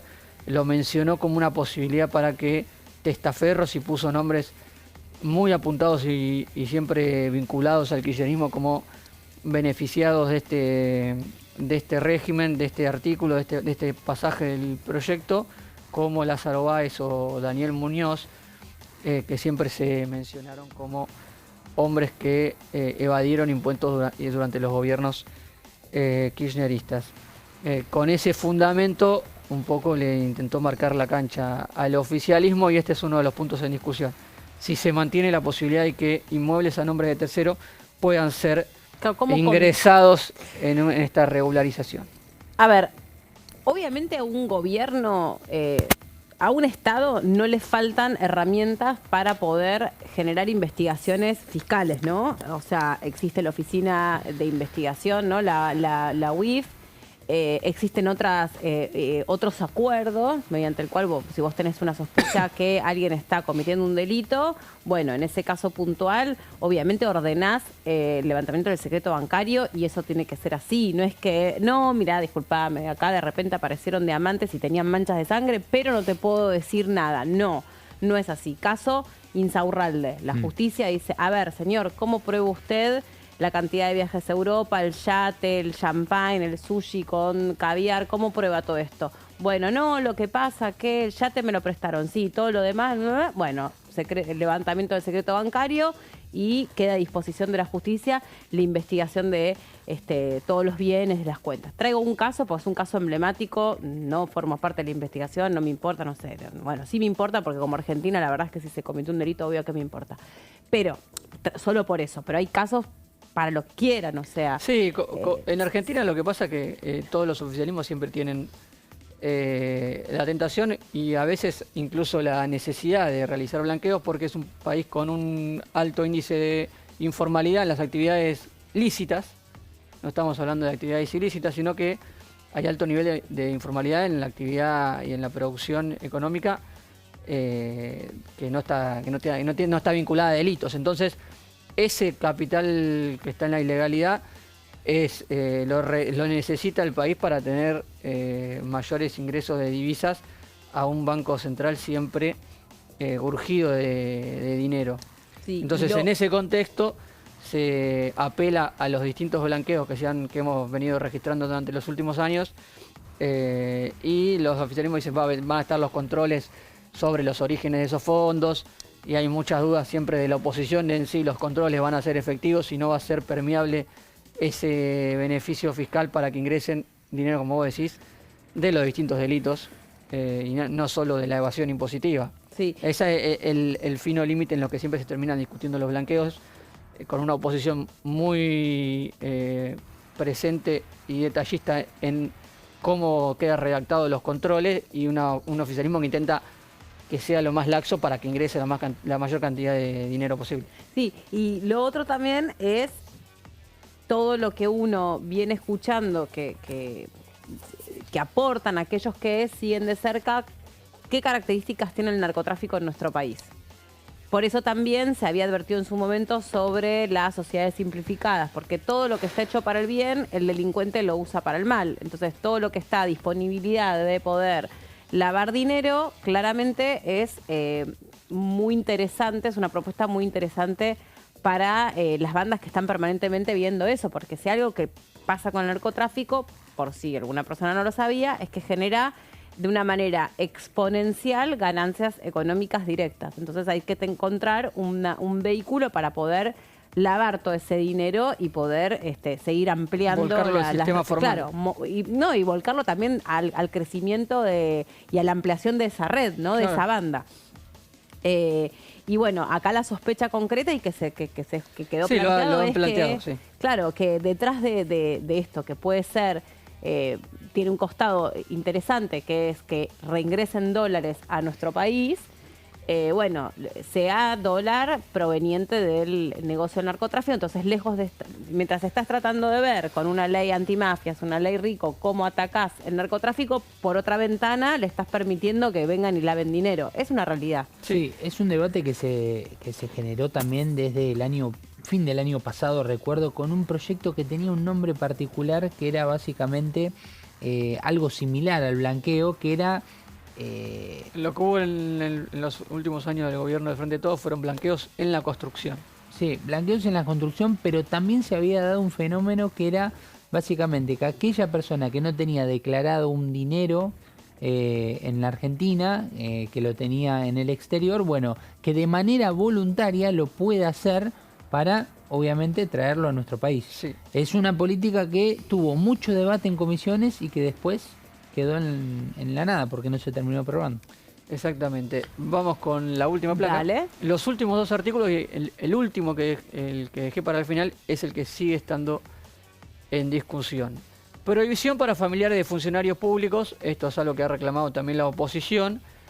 Y el último punto y que sigue en discusión, me contaban ayer, es uno de los que no... El último punto en los que el gobierno no había hecho una devolución de lo que propone la oposición, en este caso la UCR principalmente, es que se prohíba la entrada al blanqueo de aquellos que hayan utilizado blanqueos anteriores para regularizar fondos. Es decir, que no se les transforme una práctica habitual a ciertas personas utilizar estos mecanismos para estar constantemente como un mecanismo habitual y no como una excepción, la regularización de fondos a través de estos proyectos que se terminan sancionando cada 5 años en el Congreso, mínimo. Y esto no tiene todavía una devolución de parte del oficialismo y está trabando un poco el tema paquete fiscal, que está bastante complicado también porque está ganancias, recordemos, y en el Senado los senadores de la Patagonia están haciendo mucha fuerza para que ese tema reciba cambios. Así que blanqueo sigue estando en el centro de las negociaciones entre los bloques y complica un poco o demora un poco la firma del dictamen, en este caso en la Comisión de Presupuestos de Hacienda, que es la única que lo está tratando, en el Senado. Bien. Se iba a tratar ayer. Estaba pautado Comisión de Presupuestos de Hacienda en el Senado para seguir con el tema ayer, pero lo terminaron postergando durante la jornada porque se alargaba el plenario de ley bases y porque no estaban resueltos estas diferencias entre los bloques. Así que se sigue negociando, se sigue conversando en la búsqueda del objetivo de máxima, que es tener firma de dictámenes la semana que viene. Bueno, es uno de los temas que ha ofrecido cierta resistencia. Me quedé también pensando mientras conversábamos que también fue interesante lo que pasó esta semana con la Comisión de Lucha contra el Narcotráfico y Adicciones. Sí. También estuvo buena la charla, como ahí continuó también con algunos especialistas.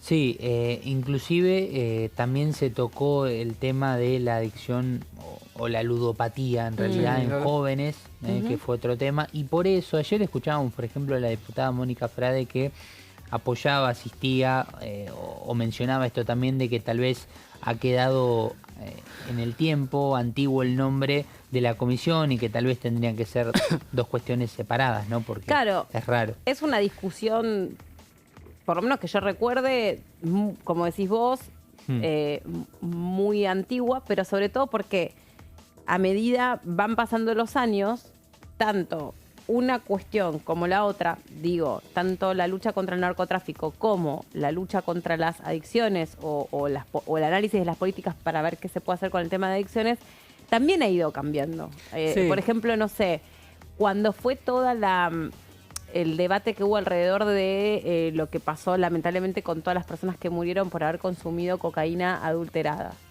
¿Se acuerdan? En la provincia de Buenos Aires. Que en ese momento se repartieron unas series de panfletos o de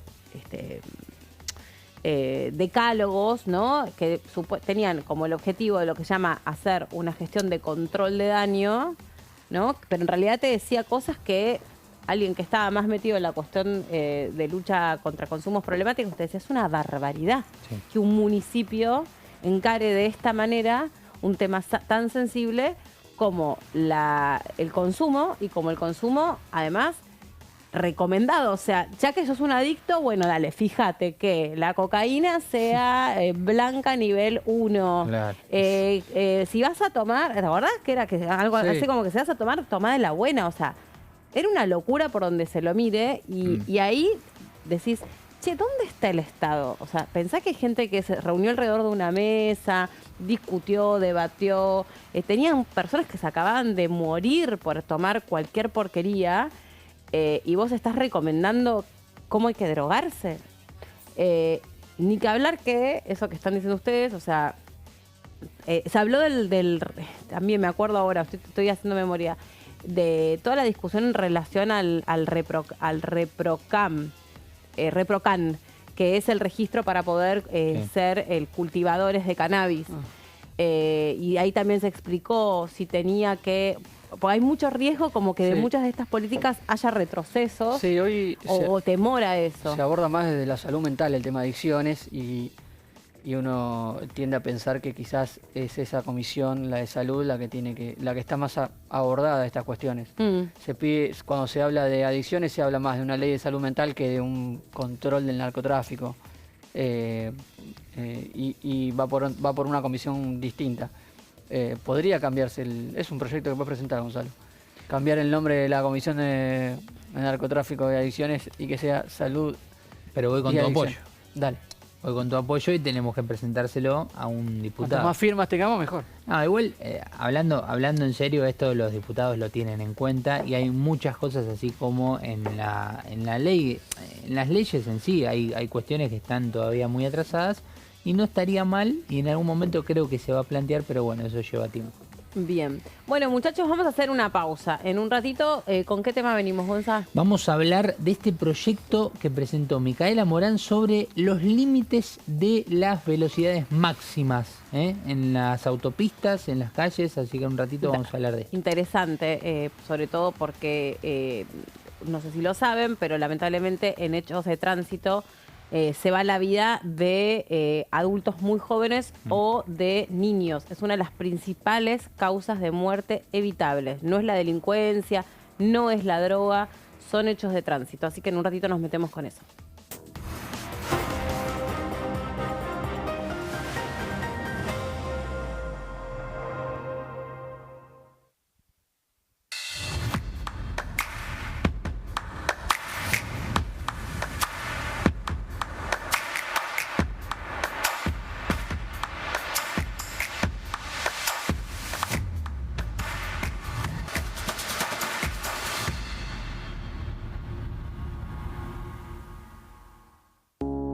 Las sesiones son el espacio donde los diputados debaten proyectos de ley para su aprobación, modificación o desaprobación.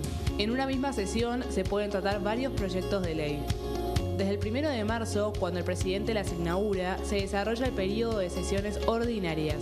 Entre el 1 de diciembre y el 28 de febrero se extiende el periodo de sesiones extraordinarias que solo pueden ser realizadas a pedido del presidente de la Nación. En el recinto, el bloque oficialista se dispone a la derecha del presidente de la Cámara, el bloque opositor mayoritario a la izquierda y en el centro los bloques con menos cantidad de integrantes. En el tratamiento, en general, los diputados tienen 7 minutos y los jefes de bloque entre 20 y 12 minutos conforme al número de legisladores que representen. La sesión es dirigida por el presidente de la Cámara de Diputados, que administra el uso de la palabra y las distintas instancias del funcionamiento. A la izquierda del presidente está el secretario administrativo, a la derecha el secretario parlamentario y debajo de él están los taquígrafos, que registran cada uno de los testimonios.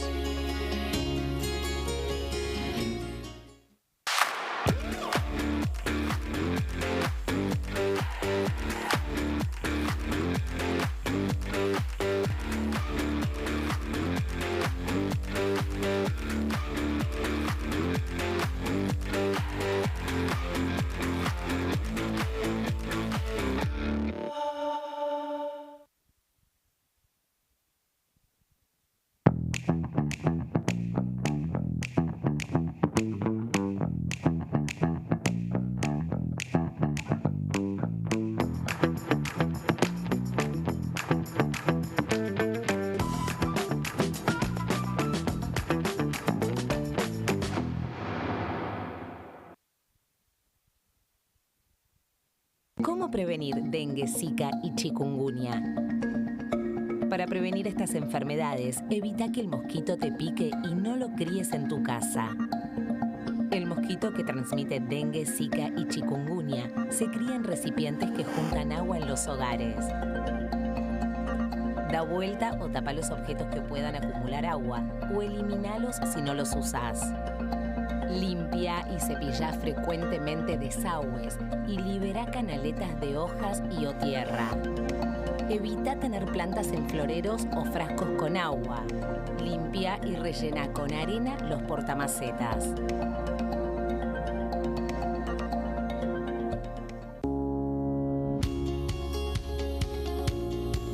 La Cámara de Diputados tiene 257 miembros. Los diputados debaten y sancionan leyes que rigen en todo el territorio nacional. Algunas de las más importantes son el presupuesto de gastos generales del Estado, el Código Civil, el Código Penal, la forma en que se rige el trabajo, las jubilaciones, entre tantas otras. Además, controla y hace un seguimiento de las políticas del Poder Ejecutivo a través de la visita de diferentes funcionarios o el pedido de informes, así como la posibilidad de realizar juicios políticos a los funcionarios. La duración de los mandatos de los diputados es de 4 años y pueden ser reelegidos indefinidamente. Desde el momento en que asumen y hasta el final de su mandato, no pueden ser acusados, interrogados judicialmente ni molestados por las opiniones o discursos que imitan desempeñando su mandato. Son requisitos para ser diputado tener al menos 25 años, 4 años de ciudadanía argentina y haber nacido en la provincia por la que se postula o haber residido en ella los 2 años precedentes. Se agrupan en bloques que expresan partidos políticos o afinidad ideológica. Existen también los monobloques integrados por un solo diputado.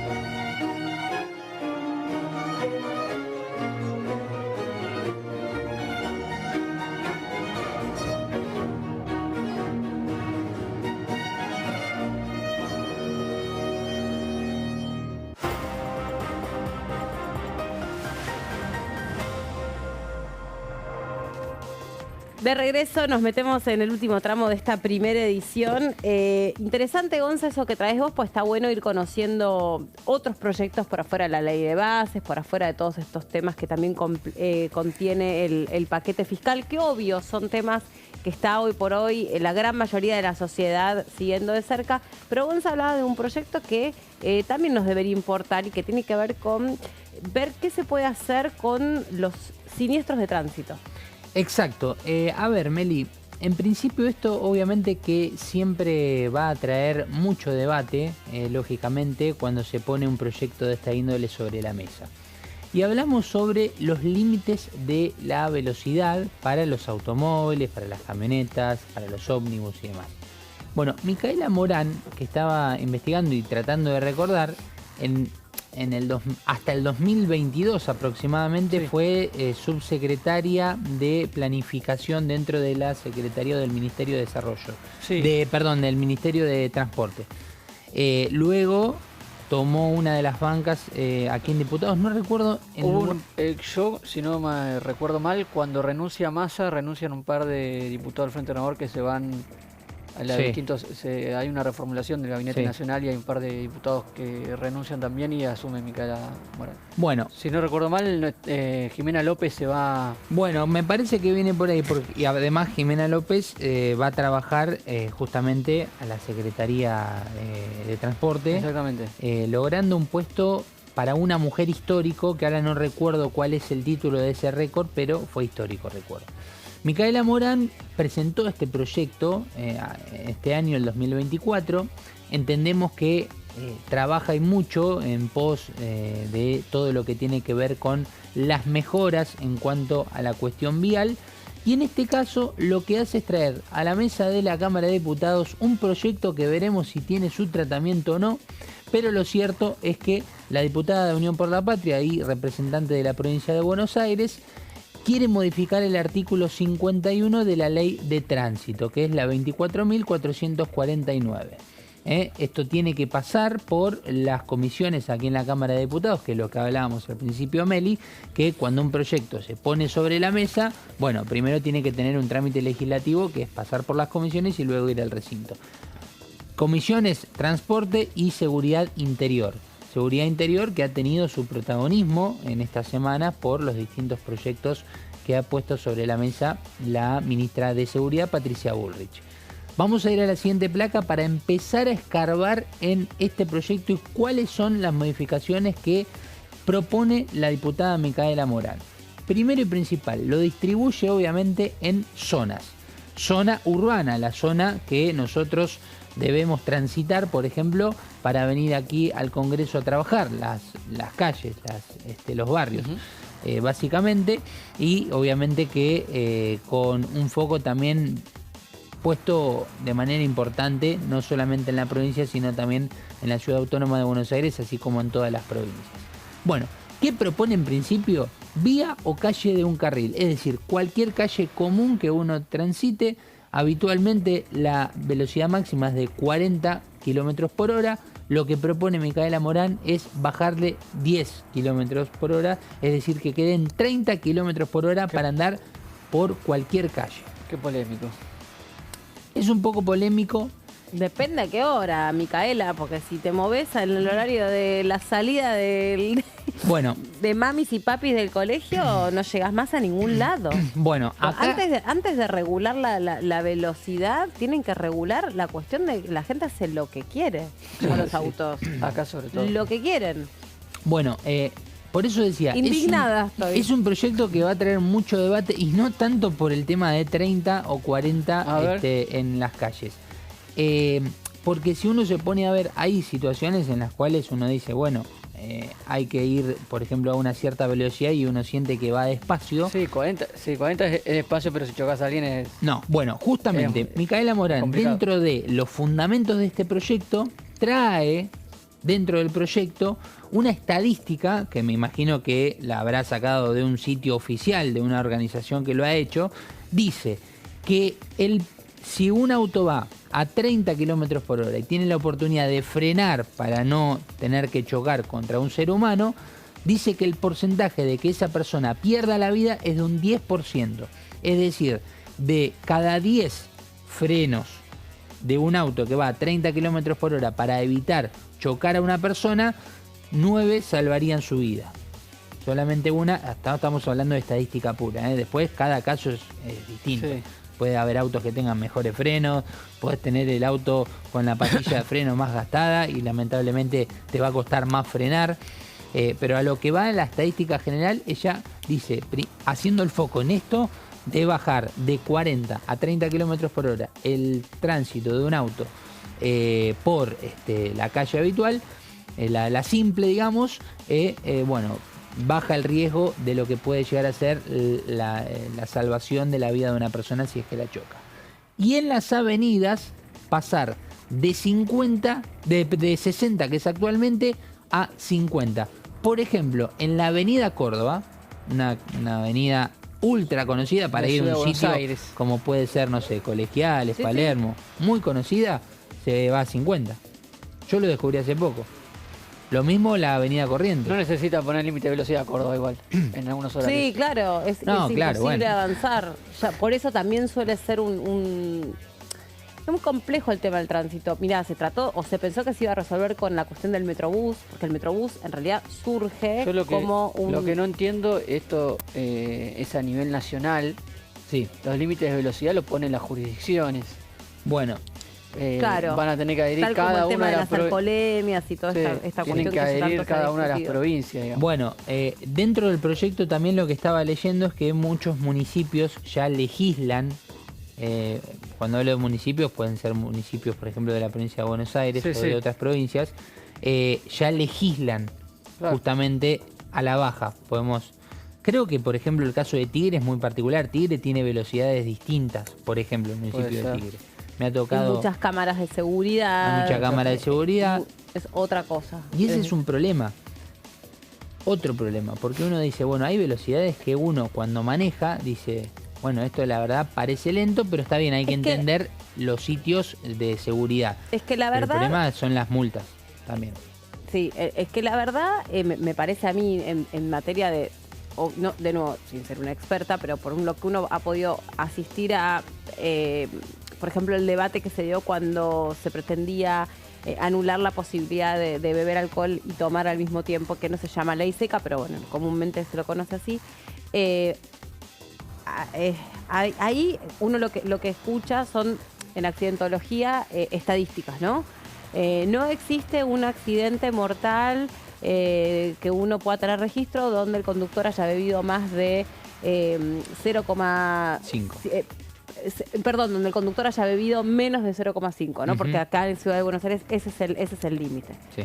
Ahora, basta con que estés dentro de esa estadística como víctima mortal, vos o un ser querido, es decir, no se puede tomar alcohol al manejar, punto. ¿No? O sea, si esa no es la situación, todo lo que queda afuera es decir, una persona que bebe, no sé, 1 o 2 copas de vino y que está acostumbrado a beber, que es más o menos lo que se absorbe como 0,05 alcohol en sangre máximo, tiene reflejos, puede entender, estar ubicado en tiempo y espacio, puede dominar. 0,5 por las dudas. Sí, que dije 0,05. No, 0,5. Tenés, no, claro. Vale, perdón, valía la aclaración porque si no... Un bocadito de licor ya te da eso. Claro, exacto. Sí. Debe ser lo que tenemos naturalmente de alcohol en sangre. Sí, tal cual. Es cierto. Bueno, y también por eso, ahí diste con otra, ¿no? Ese era otro de los argumentos. Incluso un alimento te puede llegar a dar un falso positivo, dicen algunos, para mí no están así. Bueno, el famoso caso de los buches bucales. Sí, ¿te acuerdas? Sí, todas estas cuestiones, las ensaladas con vinagre de alcohol. Uno ha escuchado... El cabya, por ejemplo. Tiene licor. Tantas excusas también. Pero la verdad es que yo personalmente no, salvo en la Ciudad de Buenos Aires, no se corren pruebas de velocidad, salvo tramas o ramas de avenidas como puede ser la General Paz, que ahora no tanto, porque la General Paz está recontra controlada y te meten multa por todos lados. Entonces la gente no salvo que estés, de nuevo, alcoholizado. Pasadísimo. Esa es la única razón por la cual ha entrado gente a contramano por la General Paz. Sí. Borracho, ¿no? El caso del jugador que entra a una velocidad, el jugador de Estudiantes. Eso fue en la Ciudad de Buenos Aires, una velocidad bestial a una estación de servicio y se lleva puesto el surtidor y se lleva puesto todo, pues estaba casi con 2 de alcohol, casi con 2 de alcohol al momento de hacerle el examen y había pasado toda la noche. Ayer se generó un problema en base a esto, Meli, porque ayer estudiantes, que uno dice que tendrá que ver, ¿no? Estudiantes de La Plata hizo una cena de festejo por 2 títulos que obtuvo a nivel nacional y uno de los compañeros, el delantero Mancuso, perdón, el delantero no, el mediocampista Mancuso, pone una foto con el jugador que era Thiago Palacios. Thiago Palacios. Y otro jugador más, otro compañero más, y arriba de la historia de Instagram pone los iconos de un auto y una gasolinera. Un surtidor. No, un idiota. Lo tuvo que borrar. Un idiota. Vos pensá, primero pensemos esto. ¿Y si mataba a la chica? Por eso No, mismo. estuvo muy cerca. Por eso mismo. Pero hasta que no se conoció la imagen, lo estaban queriendo relativizar. Cuando se conoció la imagen, quedaron muy expuestos todos, su compañero, el técnico. Estará la persona que te va a decir, no exageren, no es tanto, es una historia de Instagram. No, porque si justamente no se hace meco, no se hace mecha en lo mal que está burlarse de una situación así, ahí estaría el problema. Y además pensemos, ¿cómo se lo puede tomar un familiar de víctima de accidente vial? Imagínense. Que se ve en una situación terrible en su vida, que no se la va a olvidar jamás, que el dolor no le va a cerrar jamás, y que una persona se esté burlando de esa manera de lo que pudo haber sido un accidente como es el de la chica de la gasolinera. Pero igual para mí, modificando los límites de velocidad, lo único, desde mi humilde punto de vista, vas a producir es más embotellamiento, más irritabilidad, más congestión de tránsito. Vos necesitas ir a una velocidad, digamos, bueno, sí, es muy distinto. Crucero, ¿no? Ir, es muy distinta la situación. Por eso se define, cada jurisdicción define su norma de tránsito en este sentido, porque es muy distinto cómo se transita la ciudad autónoma de Buenos Aires con el resto de los municipios quizás del AMBA, e inclusive en el interior de las provincias, las distintas ciudades del interior que tienen muchísima menos magnitud y el tránsito es otra cosa. No, por eso. Veremos, me encantaría empezar a ver el debate sobre este proyecto, que también lo que hace es clasificar por zona urbana, por zona rural, que es parte justamente de lo que está en estas placas informativas, para modificarlas, justamente estas. Recién hablábamos de las avenidas, el cambio de 60 a 50 sería. En las semi-autopistas, motos, autos y camionetas, uno de los cambios relevantes es de 120 a 110 km por hora. Esto no sé si modifica tanto, pero parte dentro del proyecto. Y también estaba la modificación de las autopistas, que creo que es la última placa que nos queda para repasar, que también surge de algunas modificaciones. La más importante es que en las autopistas, que uno está acostumbrado a ya conocer el famoso cartel 130, propone reducirlo de 130 a 120. Hace modificaciones en todo tipo de circuitos, siempre bajándole 10 km por hora. No es mucho, pero sí los que más van a generar un cambio significativo, me da la impresión, son en las calles, donde hay un solo carril, las calles comunes y las avenidas, tal vez. A ver, obviamente, siempre que manejes más despacio tenés menos chances de que en caso de protagonizar un incidente de tránsito tenga riesgo, o sea... Ella lo ejemplificó con eso. Sí. Vos vas a 30 por la calle, de cada 10 frenadas tenés 9 personas que van a salvar su vida y una que tal vez no. Sí, es una cuestión física, ¿viste? Sí, sí. Pero también eso tiene que ir completamente, digamos, de la mano de otra serie de medidas que me parece que todavía no se toman y que también complican la conducta de las personas al volante, ¿no? O sea, el tema del alcohol que tanto se trató, el tema del celular. El tema del celular al volante, que también se recontra debatió con esas cámaras que se metían dentro de los autos y que entonces violaban tu intimidad y fue discutible. En tema de tránsito hay que modificar algo que es muy difícil de legislar, que es la conducta de las personas. Y ahí, Y claro. eso es lo difícil. Eso es lo más complicado, sí. Eso es lo complicado, por eso muchas Pero bueno, veces para te eso dicen... están también las multas y estos tipos de límites. Claro, pero por eso Un hay poco también muchas intentan veces regular te eso. dicen, viste, vos podés tener muchas leyes que apunten a contrarrestar una actitud, pero si vos sos una persona que no sos apegada a la norma por naturaleza, por tu forma de ser, porque sos una persona incluso que tenés un problema de consumo, bueno, o sea, vas a ir despacio, pero si estás totalmente borracho, porque el chico que entró a la YPF, totalmente borracho, de estudiantes, básicamente, más allá de la velocidad, entró completamente borracho. Sí, claro. 1,84. Casi 2 puntos de alcohol en sangre. ¿Sabes la cantidad de alcohol que tenés que tomar para que te dé eso? Al momento que le dio el examen de alcoholemia, te tenés que tomar una botella entera de whisky, no sé. O sea, tenés que tener mucho alcohol. Sí. O sea, claramente es una persona que vino tomando toda la noche. toda la Todos los festejos era el día los festejos Claro, claro. del campeonato. Claro, y hemos visto casos tremendos, los hemos visto aquí en la comisión. Yo nunca me voy a olvidar cuando empezaron a llegar las víctimas. Con las banderas Con detrás. las banderas, con las estrellas amarillas, con los nombres, con las fotos, con las historias. Por eso digo, detrás de cada ley o detrás de cada proyecto de ley hay una historia y generalmente es una historia de dolor, ¿no? Hay Porque, muchas. claro, pero cuando llevan un nombre, o sea, la de las estrellas amarillas son muchas y es tremendo, insisto. Sigue siendo una causa muy incidente de muerte evitable, ¿no? En la primera juventud. O sea, personas muy jóvenes suelen morir o como peatón o como conductores como resultado de hechos temerarios de tránsito. Y como bien decís vos, solo aquel que lo vivió de cerca, ¿no? Que tiene una desgracia de cerca, puede decir, yo quiero que se tome 0 alcohol, yo quiero que se maneje a 2 por hora, yo quiero que nadie tome ninguna actitud que pueda ser riesgosa para los demás. Sí.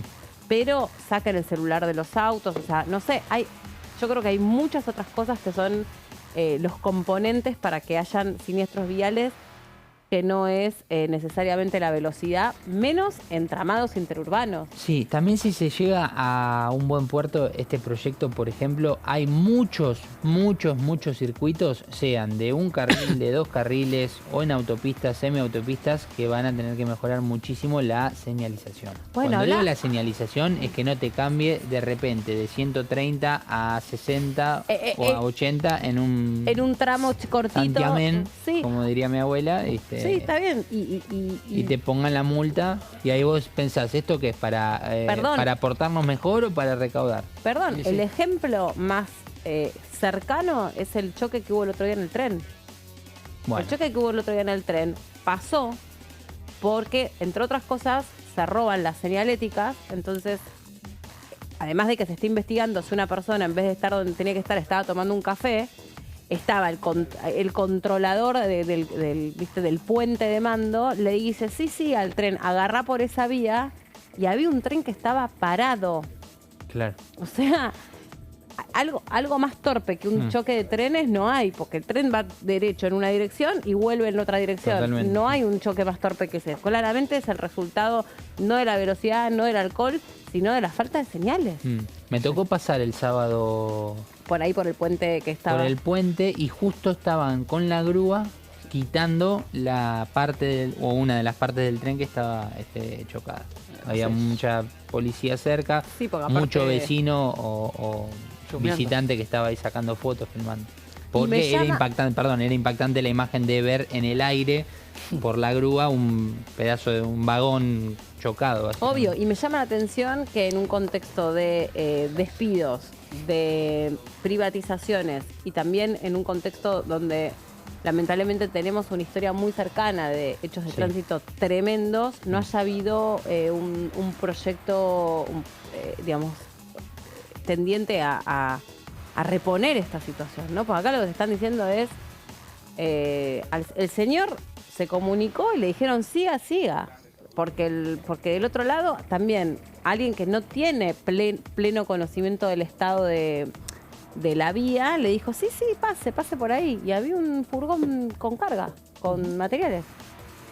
Tremendo. Así es. O sea, qué raro que la Comisión de Transporte no se haya ocupado de esto también. Y sí, se ha quedado a cargo de la gestión del Ejecutivo.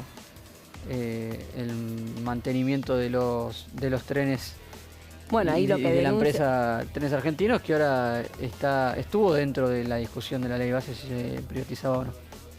No ¿Y en qué quedó? Y quedó Belgrano Cargas, quedó la parte de cargas dentro de las 9 empresas a privatizar. Está bien. Sí. Tenemos agenda para cerrar la pasala. jornada, si les parece, nos Sí. quedan unos pocos minutos, pero A ver. ya hay publicación Dale. de un par de comisiones que se van a estar reuniendo la semana que viene. Miércoles desde las 10:30 hay una reunión conjunta de legislación penal y seguridad del interior, siguiendo lo que ya venimos viendo durante las últimas 2 semanas, que es la discusión por la creación del Registro Nacional de Datos Genéticos. Habrá nuevos expositores. Seguridad interior y legislación penal, que ayer a última hora ingresó un nuevo proyecto de parte de la cartera de seguridad que tiene que ver con el registro de armas y la entrega voluntaria. La posibilidad ¿O de otro plan de desarme? una prórroga al plan de desarme, pero además una posibilidad de regularizar armas. La tenencia de armas de aquellos que la tienen. ¿Heredadas? Sí, que no las tienen registradas. Claro. En general son armas heredadas. Se estima que son 800.000 armas de fuego que no están registradas. Siendo tenidas en forma irregular. Claro. 14 horas, derechos humanos y garantías. ¿Del miércoles? El miércoles, 14 horas. Nuevos invitados que tienen que ver con situaciones y víctimas, familiares de víctimas de la pandemia. De violencia institucional durante la pandemia. La pandemia, Sí, exactamente. Que fue muy fuerte, la de la semana pasada fue muy fuerte. Fue fuerte, sobre sí. todo pensando en el gobierno de Alberto Fernández, ¿no? Exactamente, sí. Una crítica enorme. Crítica fuerte. Y ahí se viven momentos de cruces entre los bloques, entre el oficialismo y Unión por la Patria, sobre todo. Jueves 23 de mayo, desde las 10:30 también, Cultura. Organizaciones, institutos y referentes de la cultura nacional. Invitados, jueves, sí, 10:30. Y por último, la última que está publicada para el jueves a las 11, Comisión de Pequeñas y Medianas Empresas, sector PYME, invitado a exponer en esa comisión. Tengo los invitados. Está bueno, dale, ¿O tenés papito. más en la agenda? No tengo más. Ya está, ¿no? Sí. Hasta el jueves a las 11. Hasta el jueves a por las 11, ahora. lo que está publicado hasta el momento. Ahí. Bueno, Cámara Argentina de la Mediana Empresa, CAME, van a ir representantes de esta Cámara, Confederación General Empresaria de la República Argentina, Asamblea de Pequeños y Medianos Empresarios, APYME, Confederación Federal PYME Argentina, Unión Industrial Argentina y Movimiento Nacional PYME, el MONAPI. De todas estas organizaciones va a haber invitados referentes en esta comisión que mencionaba recién Marcos, que va a ser el jueves a las 11. Sí. Bueno, chicos, hasta aquí hemos llegado nosotros. ¿Algunos se quedan? ¿Vos? Yo me quedo, sí. ¿Marquito? No, Lo abandono Marcos para que triunfe y yo después vuelvo. bueno, hacen así. Bueno, vamos a despedirnos. Nos reencontramos el lunes aquí en la primera edición con más información y en un rato más seguro más comisiones para seguir actualizando la agenda. Los viernes son días de hasta las 6 de la tarde hay actualización tiempo. agenda. Exactamente. Ya venimos. Chau. Que estén bien.